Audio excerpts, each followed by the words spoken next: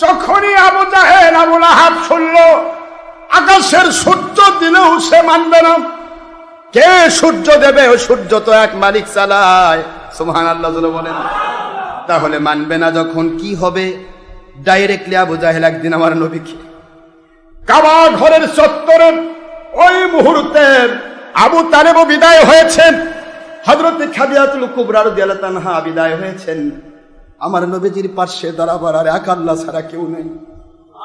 এমন সময়ে মিস্টার আবু জাহেল আমার নবীর উপর অত্যাচার করতে চায়। আল্লাহর হাবিবকে এমন ভাবে কষ্ট দিতে চাইল, কষ্ট দিতে গিয়ে নবীজি পাক সাল্লাল্লাহু আলাইহি সাল্লাম রক্তাক্ত হয়ে গেলেন। হুজুরের শরীর মোড়ক থেকে রক্ত বের করা হলো। এমন ভাবে আঘাত করল, আল্লাহর হাবিবের উপর আঘাত দেওয়া হয়েছে। সারা জগতের মুসলমান চিন্তা করুন, যারা হকের উপর থাকবেন, বাতিল ফেরকা আপনাকে আঘাতও করতে পারে, ভয় পাওয়ার কোনো কারণ নাই। আঘাত হলো। আখিরি নবী এত মার্জিত স্বভাবের অধিকারী ছিলেন, এত মার্জিত স্বভাব, দুনিয়ার কাউকে নালিশ করতেন না।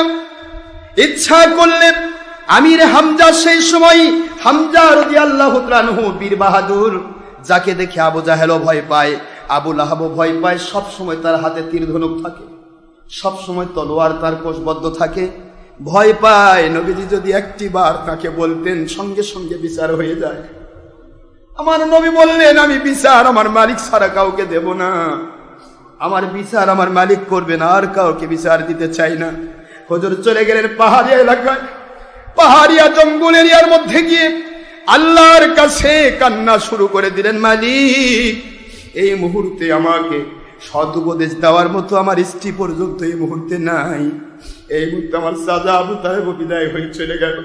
আবু জাহেল যেভাবে আক্রমণ করতেছে, মালিক আমার উপর আক্রমণ করলে আমি কষ্ট পাবো না, কিন্তু আমার ওই সত্যপন্থী সাহাবীগুলো কেবল নতুন নতুন মুসলমান, ছোট্ট ছোট্ট মানুষগুলি, খাব্বাব, খুবাইব, সেই আম্মার, ইয়াসার, সেই সুমাইয়া, সেই বিলাল, অত্যন্ত গরিব সেই মানুষগুলো, জানি না আমার উপরে যে অত্যাচার হলো ওদেরকে এরা কি করবে। আপনি দয়া করে যদি হেফাজত না করেন, ইসলাম প্রতিষ্ঠা সম্ভব নয়। আল্লাহর কাছে নালিশ করলেন। সারা পুরা পাহাড়ি জঙ্গল এরিয়া, পুরা জঙ্গল এরিয়ার বাঘ, ভালুক, সিংহ, সমস্ত জন্তু জানোয়ারের কান্না শুরু করে দিল। কান্নার রোল পড়ে গেল, একজনও খাবারে মুখ দেয় না। হযরতে আমির হামজা রাদিয়াল্লাহু তাআলা আনহু শিকার করতে গিয়েছে। শিকার করতে যাওয়ার পর হযরতে হামজা রাদিয়াল্লাহু তাআলা আনহু এই মাত্র এই মুহূর্তে একটা নাদুস নদুস চেহারার একটা হরিণ দেখতে পায়। হরিণকে তাক করে নিশানা ঠিক করতেছে। হযরতে হামজা বলছেন, বর্ণনা করতেছেন, আমি জীবনে যত হরিণ শিকার করেছি, হরিণকে শিকারের জন্য তাক করার সাথে সাথে ছুটাছুটি করে পালাতে চায়, পিছের দিকে পেরিয়ে যায়। আজকে কেমন হরিণ পাইলাম আমি, যত তাক করি ততই সামনের দিকে এগিয়ে আসে, সামনের দিকে এগিয়ে আসে। এটা কেমন আজীব হরিণ! আমি নিশানা সেট করতেছি, হরিণ পালানোর থেকে না পালি আমার দিকে তো ছুটে ছুটে আসে। দেখি তো কি হরিণটার ব্যাপার কি ঘটলো। লক্ষ্য করে দেখেন, হামজা রাদিয়াল্লাহু তাআলা বর্ণনা করেন, লক্ষ্য করে দেখেন হরিণের চোখ বেয়ে পানি দর দর করে পড়তেছে। হরিণ আল্লাহর কাছে, কুদরতের কাছে নালিশ করে, আল্লাহ আখির নবী যতক্ষণ পর্যন্ত কান্না বন্ধ না হয়েছে, এই জঙ্গলের একটি প্রাণী কোনো আহার করবে না, হরিণ বাহিনী আহার করবে না।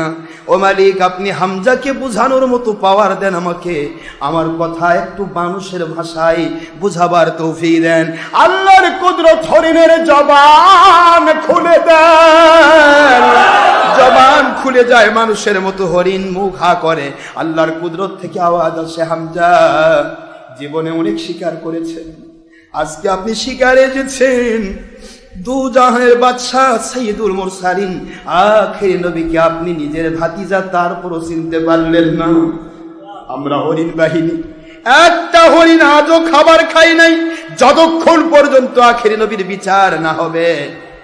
চিন্তা করে হামজা বলেন, আমি আশ্চর্য হয়ে গেলাম, হরিণ কথা বলে, জীবনে কোনোদিন চিন্তা করি নাই যেই হরিণ আমার নবীর মহব্বতে কথা বলে।